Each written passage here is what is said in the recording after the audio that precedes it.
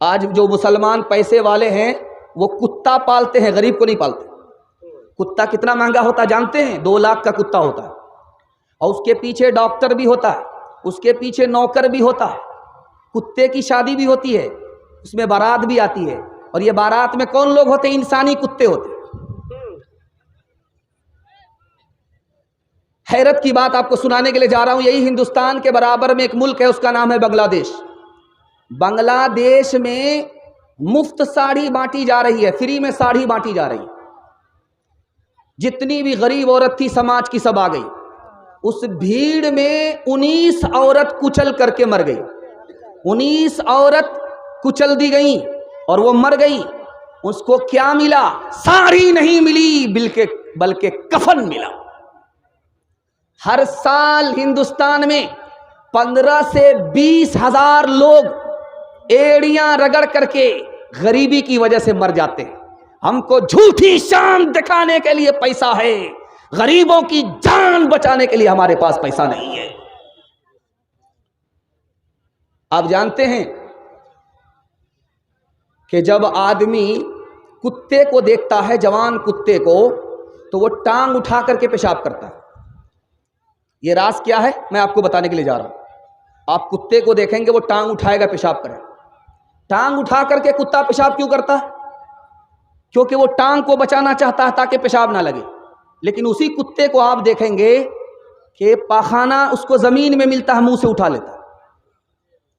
منہ کو پاخانے سے نہیں بچا رہا، ٹانگ کو پیشاب سے بچا رہا ہے۔ حرام کھانے والے کی مثال اسی کتے کی طرح، جو بیٹا کو بیچتے ہیں، بیٹی والے سے پیسہ لیتے ہیں۔ یہ رشوت کھانے والے لوگ، حرام کھانے والے لوگ کتے کی طرح ہوتے ہیں۔ یہ پیشاب سے پخانہ سے اپنے کپڑے کو، بدن کو بچاتے ہیں، لیکن بیٹے کے مطالبے پر جو پیسہ ملتا ہے یہ حرام، یہ پیشاب پخانے سے بدتر ہے، اس کو حلق کے نیچے اتار رہے۔ انصاف سے بتائیے، یہ پیسہ کس کو ملا؟ بیٹی داماد کو۔ یہ گاڑی کس کو ملی؟ بیٹی داماد کو۔ یہ سامان کس کو ملا؟ بیٹی داماد کو۔ اس بانر باغ کو کیا ملا؟ نانا کی ہنڈی۔ یہ دوسرے کی دنیا بنا رہا ہے، اپنی آخرت برباد کر رہا ہے۔ ایک مثال ہے، پیغام کو ختم کر رہا ہوں، دھیان سے سنیے گا۔ حلال کمائیے، حساب سے خرچ کیجئے۔ میں گارنٹی لیتا ہوں اللہ جو دے دے گا آپ کو دنیا نہیں دے سکتی، مالا مال کر دے گا، کسی کا محتاج نہیں رکھے گا۔ ایک مثال پر، اس ہندوستان کا ایک بادشاہ گزرا ہے، اس کا نام تھا ناصر الدین محمود۔ اس کی تاریخ میں آپ کے سامنے رکھنے کے لیے جا رہا ہوں۔ اس سے پہلے ایک بات، مولانا علی میاں ندوی رحمۃ اللہ علیہ اسی ہندوستان کے عالم دین ہیں، ان کے حوالے سے سنا رہا ہوں، دعا کیجیے اللہ ان کی قبر کو نور سے بھر دے۔ ان کے پاس ایک باپ کی بیٹی کے باپ کا خط آیا۔ اس خط میں لکھا ہوا تھا، حضور مجھ کو اجازت دے دیے، میں زہر پی کر کے مرنا چاہتا ہوں۔ ارے اللہ کا بندہ، زہر پی کر کے کیوں مرنا چاہ رہے ہو؟ کہا مجھ کو 4 بیٹی ہے، اور گاڑی کا مطالبہ ہے، سامان کا مطالبہ ہے، پیسے کا مطالبہ ہے۔ ایک بیٹی رہے تو پورا کرے مطالبہ، 4 بیٹی کا مطالبہ میں کہاں سے پورا کروں گا؟ بھیک بھی مانگ کر کے لاؤں گا تب بھی مطالبہ پورا نہیں ہوگا، مجھ کو اجازت دے دیجئے۔ اس ذلت سے مر جانا اچھا ہے جس میں سماج آنکھ کے باوجود بھی اندھا ہے، زبان کے باوجود بھی گونگا ہے، پیسہ ہونے کے باوجود بھی غریب ہے، لالچی ہے، کنگال ہے، غریب کو لوٹ کر کے امیر بننا چاہتا۔ خدا کے واسطے یہ ظلم مت کیجئے۔ ہاتھ اٹھا کر کے ایک وعدہ دے دیجئے کہ انشاءاللہ اپنے بیٹے کی شادی فری میں نہیں کریں گے۔ ہاتھ اٹھائیں۔ تیرے صوفے ہیں افرنگی، تیرے قالی ہے ایرانی، لہو مجھ کو رلاتی ہے جوانوں کی تناسانی۔ عمارت کیا شکو ہے خسروی بھی ہو تو کیا حاصل، نہ زور حیدری تجھ میں نہ استغناء سلمانی، نہ زور حیدری تجھ میں نہ استغناء سلمانی۔ اپنے اعمال بد تے ذلت ملی، ہم کو دنیا سے کوئی شکایت نہیں، تیری رحمت کے سائے میں سب جیتے ہیں، کون ہے جس پہ تیری عنایت نہیں، میرے اللہ ہے ماں سلامت رہے، میرے دل میں کوئی اور حسرت نہیں۔ دو پیغام جوان کے حوالے سے، عورت کے حوالے سے سنا دوں گا، میرا حصے کا جلسہ مکمل ہو جائے گا انشاءاللہ۔ پیشاب پخانہ روک کر کے بھی بیٹھیں گے، ہاتھ اٹھائیے انشاءاللہ۔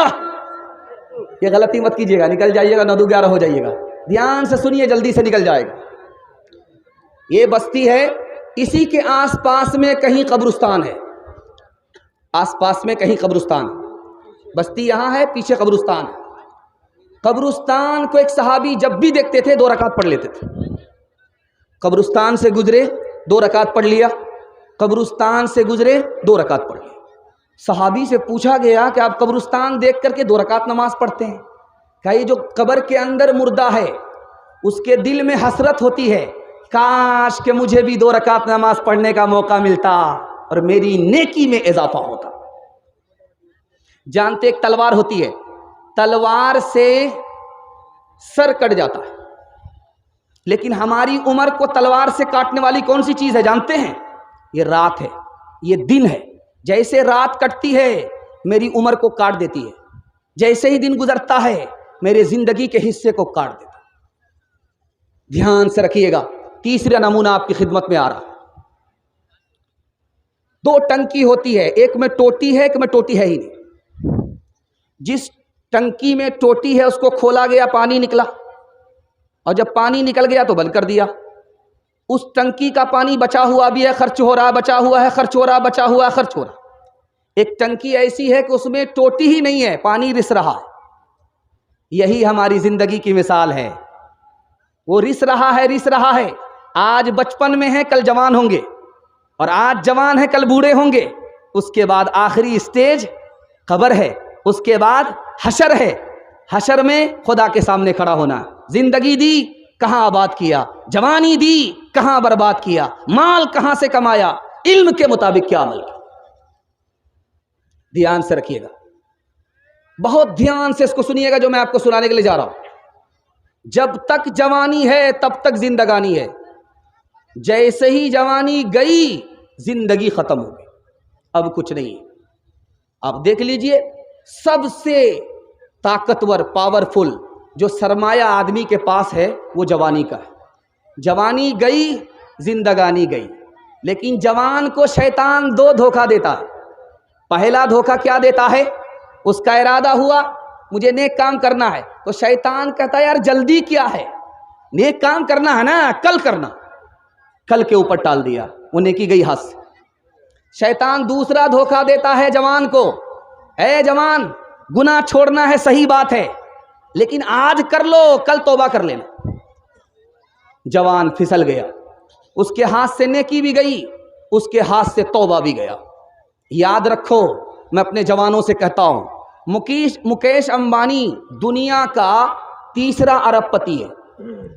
اس نے کہا کہ مالدار ہونے کے لیے ڈاکٹر ہونا ضروری نہیں ہے، انجینئر ہونا ضروری نہیں ہے، پروفیسر ہونا ضروری نہیں ہے۔ خود مکیش امبانی نہ ڈاکٹر ہے، نہ انجینئر ہے، نہ پروفیسر ہے، کچھ نہیں ہے، لیکن اس کی کمپنی میں 30,000 ڈاکٹر ہے، 30,000 انجینئر ہے، 30,000 پروفیسر ہے۔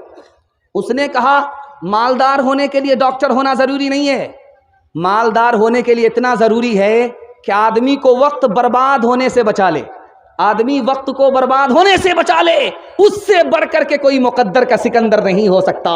دنیا اس کے پیچھے ہوگی، دنیا اس کو پیچھے نہیں کر سکتی۔ اس لیے آپ کو 5 کام میں دیر نہیں کرنی ہے۔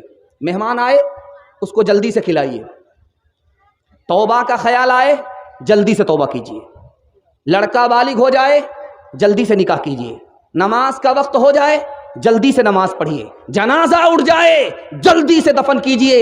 کیا پتا آپ غریب ہو جائیں، کیا پتا آپ نافرمان ہو جائیں، کیا پتا آپ بوڑھے ہو جائیں، کیا پتا آپ مر جائیں، آپ کو موقع ہی نہ ملے۔